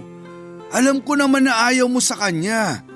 Pero anak, mahal ko si Sabrina at mahal din niya ako. Pa, pineperahan ka lang ni Sabrina. Hindi mo ba nakikita? Hanggat wala akong nakikitang kasama niyang foreigner, hindi ako maniniwala. Alam ko, kaya mo lang sinasabi sa akin to dahil ayaw niyo sa kanya.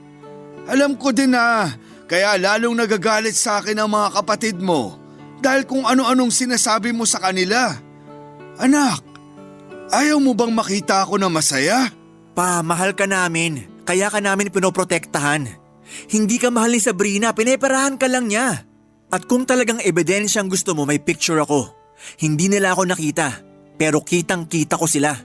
Baka naman kaibigan niya yung nakita mo. Kaibigan? May kaibigan ba magka-holding hands habang naglalakad at naglalampungan? Nakipagkamay pa nga ako sa foreigner niya eh. Nung iniwan sandali ni Sabrina yung foreigner, lumapit ako. Sakto na nahulog niya yung hawak-hawak niyang paper bag. Dinampot ko, tapos inabot ko sa kanya. Sa tuwa niya, kinamayan niya ako. Tapos sabi ko mag-picture kami dito sa cellphone. Oh, ayan yung picture namin ng foreigner sa Pasay. Nung lumayo ako, hinintay ko na bumalik si Sabrina. Oh, eto naman yung picture nila.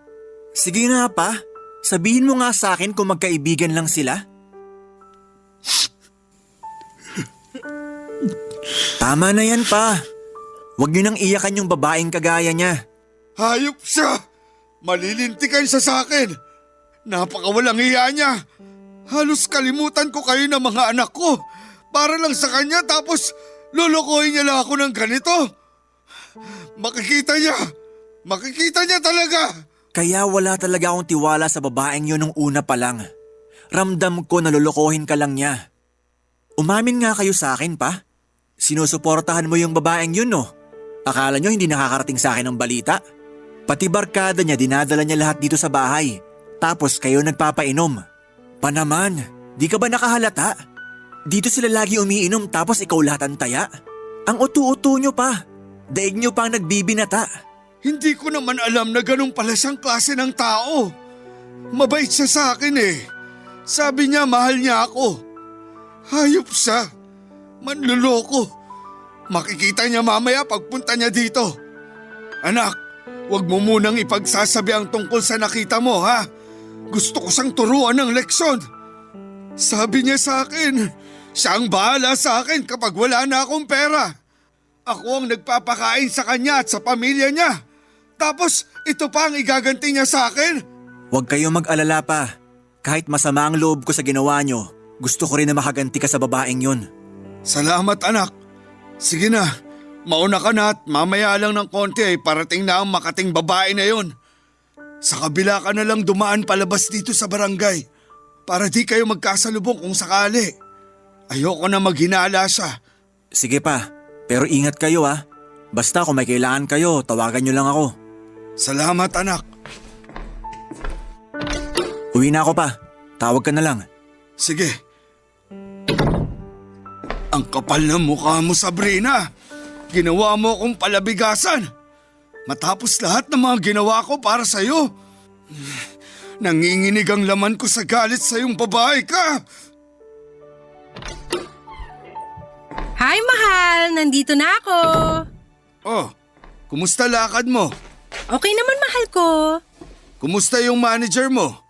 Akala ko ba matatagalan kayo sa Batangas?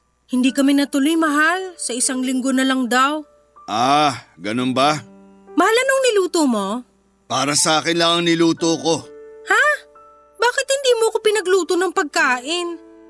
Sinabi ko naman sa iyo kanina na uuwi ako dito, di ba? Hindi ako kumain sa biyahe. Wala na rin kasing natira sa binigay mong pera, baka kapusin ako sa pamasahe kaya tiniis ko na lang gutom ko. Kumuha ka na lang ng kahit na anong dilata sa tindahan mo, pwede na yun. Gutom na talaga ako eh. Kawawa ka naman pala. Hindi ba 5,000 dala mong pera? Naubos mo lahat yon? Mahigit 1 linggo ka lang nawala ah. Kulang pa nga yung binigay mo eh. Dapat pala pinadagdagan ko sa'yo. Napainom din kami ng mga barkada ko sa Pasay, akong sumagot ng alak at pulutan. Minsan lang naman humiling sa akin yung mga yun. Mga barkada mo ba talaga ang kasama mo ron? Oo, sila kasama ko. Ano bang klaseng tanong yan? Sinungaling ka! Aray, ano ba? Bakit mo ako binato ng dilata? Ano ba nangyayari sa'yo? Inaano ba kita? Kung ayaw mo maniwala, di wag kang maniwala. Basta nagsasabi ako ng totoo. Huling-huli ka na, di ka pa rin talaga aamin? May nakakita sa inyo habang kasama mo yung foreigner mo sa Pasay. Anong foreigner? Wala akong kasamang foreigner. Sino naman makating dila nagsabi sa'yo niyan? Huwag ka maniwala sa mga yon, sinisira lang tayo nun. Anak ko ang nakakita sa inyo. Nakita kayo mismo ni Melvin. Nakita niya kayo at may picture silang dalawa ng foreigner mo. Pinakita niya sa akin yung kuha niya sa inyong dalawa ng foreigner mo na magkahawak ang mga kamay at naglalampungan. Ang galing mo rin eh, no? Akala ko iba ka eh. Akala ko totoong mabait ka at mahal mo ko ng totoo. Yun pala pineperahan mo lang ako. Ang kapal na mukha mo. Pati lola at kapatid mo, halos ako na ang nagpapakain. Tapos solokohin mo lang ako. Sinayang mo lang ang lahat, hayop ka! Oo na, sige na, tama ka. May foreigner ako. Mas mabango at mas bata sa'yo. Mas may itsura sa'yo dahil hindi pa kulubot ang mukha tulad ng sa'yo. Tsaka ano ang kinagagalit mo dyan hindi naman ako nagkukulang sa'yo ah. Ginagawa ko lahat ng gusto mo. Kahit nga halos di ko masikmura na makipagtalik sa'yo, ginagawa ko pa rin para hindi ka lugi sa mga binibigay mo sa akin.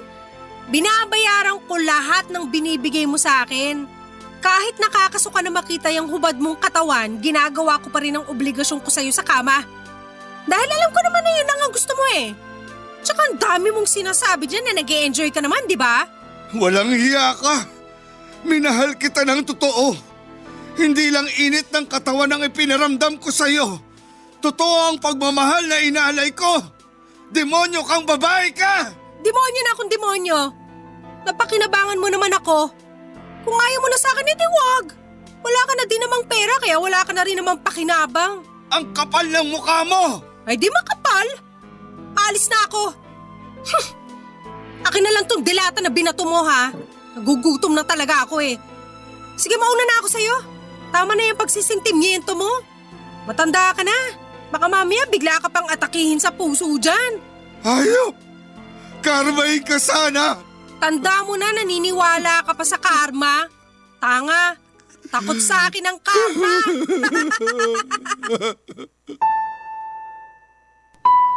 Papadudod, pakiramdam ko na mga oras na yon ay para akong pinagsakloban ng langit at lupa. Nakakapanghina ng mga buto at laman ang tagpo na yon. Hindi ko alam na ganun pala kabastos si Sabrina at ibang-iba ang pinakita niya sa akin noong simula. Ibang-ibang pinaramdam niya sa akin. Kaya naman gulat na gulat ako nang ipakita sa akin ng anak kong si Melvin ang mga litrato ni Sabrina kasama ang foreigner niya. Hindi pa ako nakaramdam ng ganong sakit, iba yung sakit na mawala ng asawa. Iba rin yung antas ng sakit kapag niloko ka. At sa enkwentro namin ni Sabrina na yon ay pakiramdam ko ay nabastos ako. Nabastos ng husto ang pagkatao ko at pakiramdam ko na mga sandaling yon ay nakatapak ako sa kumunoy. At unti-unti akong hinihila nito pailalim. Dumating sa punto na sa sobrang galit ko ng mga oras na yon ay hindi na ako makahinga pa. Napakawalang hiya ni Sabrina, Papadudut. Tama ang mga anak ko. Sana pala ay nakinig ako sa kanila nung umpisa pa lamang. Sana ay hindi ko sinayang ang pera ko, ang pagod ko at ang pagmamahal sa isang babae na walang kakwenta-kwenta. Pero pasaway kasi ang puso ng matandang ito. Masakit ang ginawa sa akin ni Sabrina pero kailangan kong subukang kalimutan ang lahat at ipagpatuloy ang buhay ko. Kahit na ako ay nasasaktan, Papadudut. Barangay Love Stories. Barangay Love Stories. Papadudut, nawalan ako ng balita kay Sabrina kahit magkalapit lamang ang mga bahay namin. Baka rin nagtago na at nahiya na siyang magpakita sa akin. Ayaw ko na rin namang makibalita tungkol sa kanya at nakikita ko madalas ang kapatid niya pag dumadaan ako sa tapat ng tindahan, pero hindi ako nagtatanong ng kahit na ano tungkol sa ate niya. Masakit ang ginawa sa akin ni Sabrina at naniniwala ako na hindi magtatagal ay kakarmahin din siya. Sa kabilang banda, dahil sa paghihiwalay namin ni Sabrina, maayos na uli kami ng mga anak ko. Alam kong sumama ang loob nila sa akin kaya hindi nila ako kinausap. Tama ang mga anak ko, matanda na ako at dapat ay ini-enjoy ko na lamang ang natitirang mga taong ko.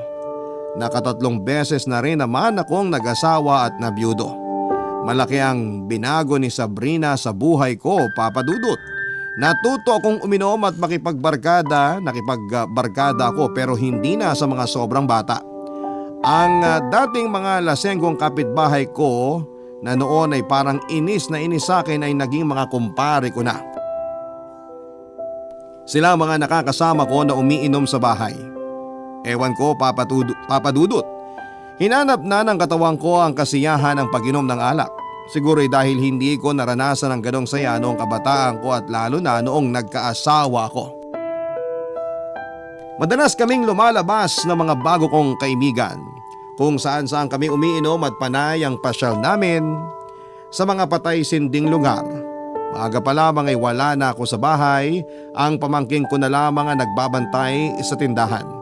Nung una ay medyo naiinis na naman sa akin si Melvin. Kaya lamang noong huli hinayaan na lamang din niya ako basta daw wag na akong kukursonada ng babae at makipagrelasyon. Tama na raw ang naging mama nila at maging aral daw sana sa akin si Sabrina, Papadudut.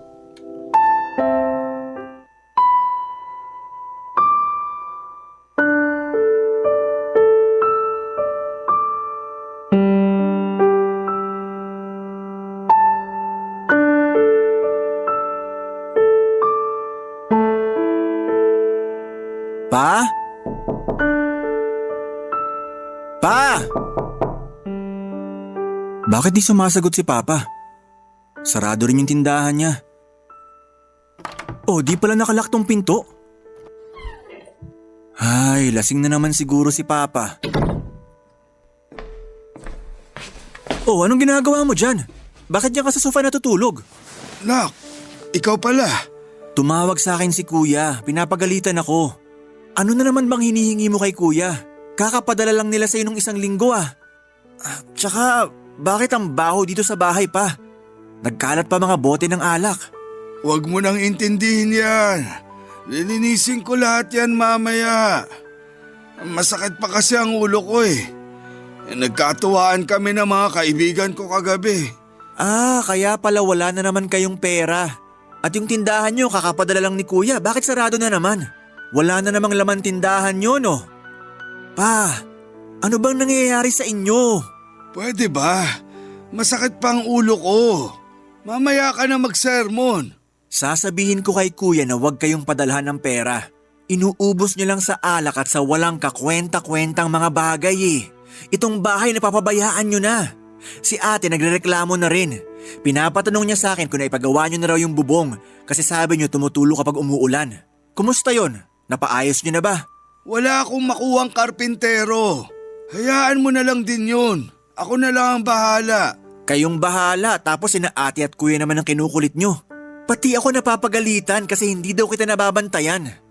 Pa, may sarili na akong pamilya na dapat bantayan. Huwag ka namang pasaway. Bakit? Sinabi ko bang bantayan niyo ako? Kaya ko naman ang sarili ko ah. Ano bang problema niyo? Kung tutusin, ako naman ang nagpakahirap sa inyo ah. Ano ba naman yung bigyan niyo ako nang hindi niyo na itatanong kung para saan? Nung nag-aaral pa lang kayo, hindi ko naman inuusisa kung para saan ang hinihingi niyo sa akin ah. Hindi ko tinatanong kung para saan yung sinasabi niyong babayaran niyo sa eskwelahan. Ay bakit ngayon kung tanungin niyo ako parang winawaldas ko yung pera sa walang kapararakan? Mula kasi nung makilala niyo yung walang kwentang Sabrina na yon, nagbago na kayo. Kung ano-anong tinuturo niya sa inyo. Tapos ngayon naman, yung mga kaibigan mong sunog bagang kasakasama niyo, di na kayo nadala. Hoy Melvin, bawasan mo yung talas ng dila mo ha? Baka hindi kita matansya. Oo, alam ko. Alam ko na sobra na ako. Pero mabibigay niyo ba ang mga pangangailangan ko? Eh di pabayaan niyo ako. Huwag niyo akong pakialaman.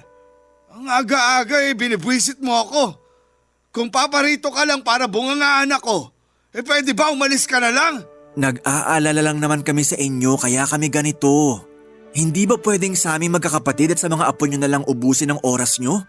Pwede naman kayong magkaroon ng mga kaibigan, pero piliin nyo naman. Kita nyo na yan? Lagi na lang kayong lasing.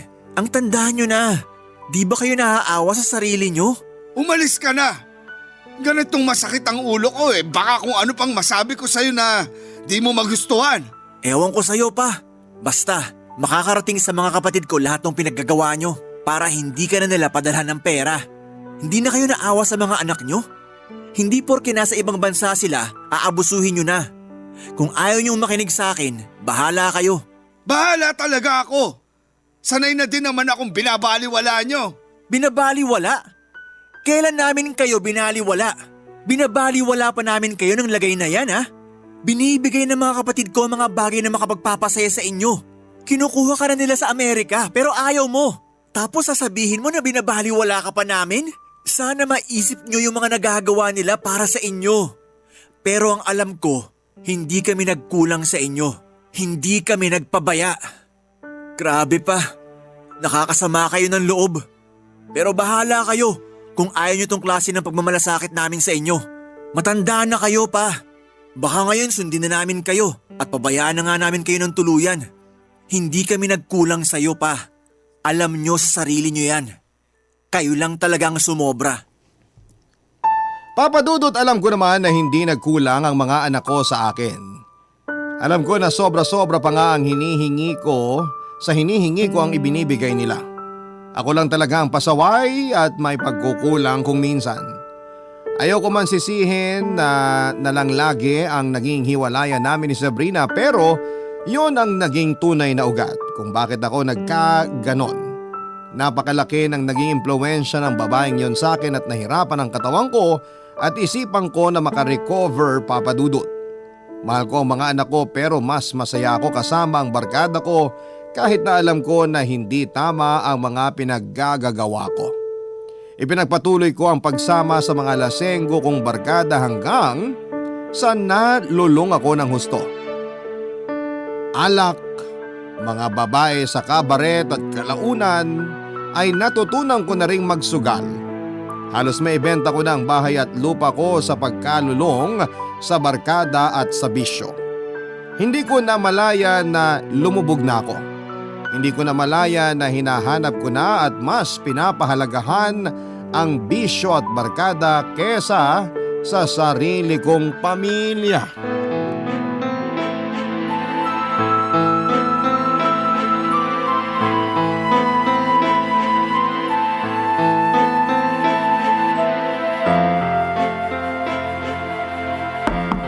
Pa?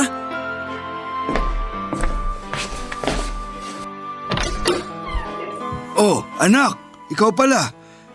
Pasok ka. Tumawag sa akin si attorney. May pinapapirmahan daw kayong papeles. Isinasanla mo raw tong bahay natin? Oo, isasangla ko nga tong bahay. Wala na akong pera eh.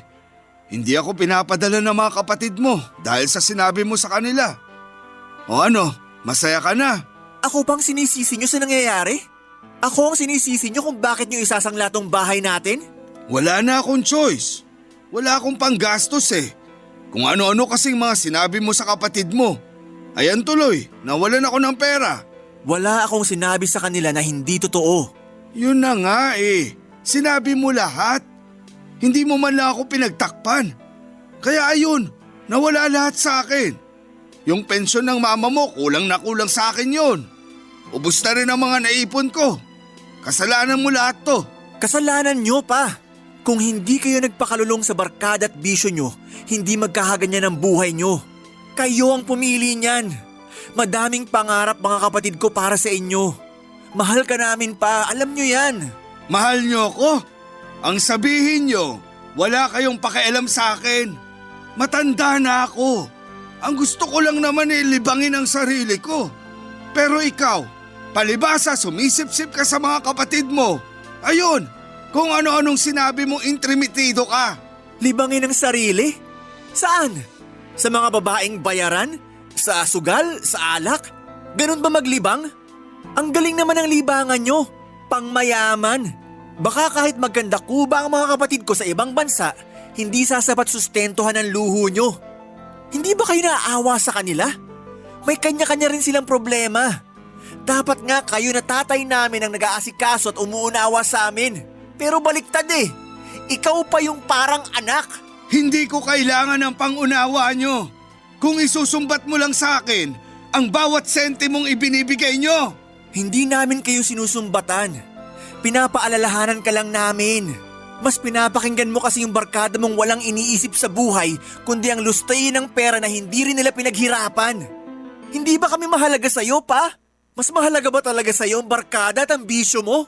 Huwag mo akong sermonan na parang alam na alam mo ang lahat. Manahimik ka na. Nandito kami para sa'yo, pa.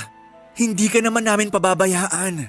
Huwag mo nang paabutin sa puntong mawala na rin kaming lahat sa'yo. Marami akong utang.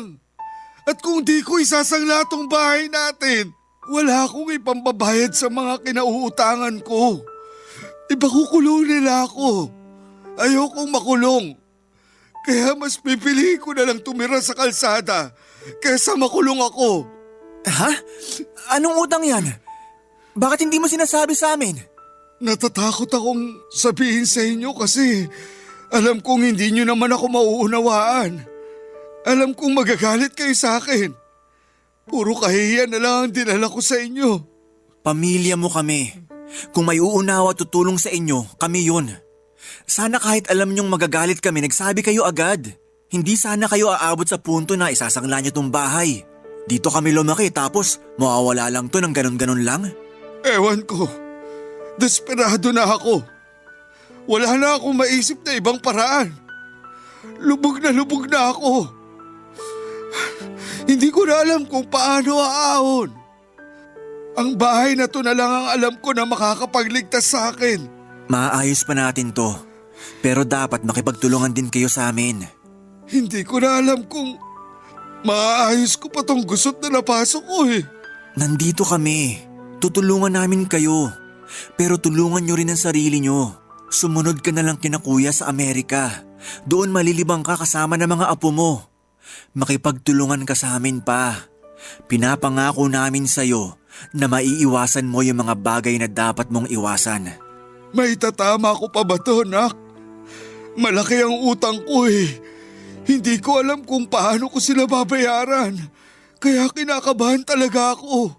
Kakausapin ko mga kapatid ko para masolusyonan tong problema.